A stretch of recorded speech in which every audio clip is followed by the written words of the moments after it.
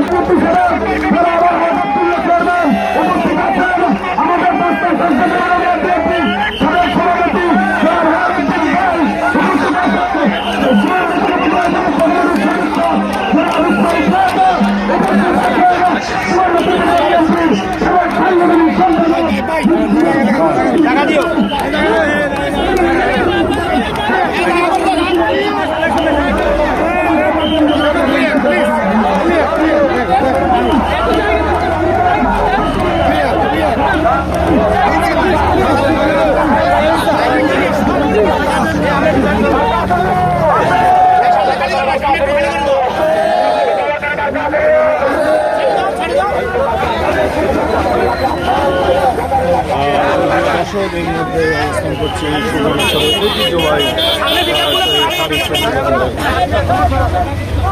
আপনারা দেখতে পাচ্ছেন আজকে বিভিন্ন জায়গা থেকে জড়ো হয়েছে।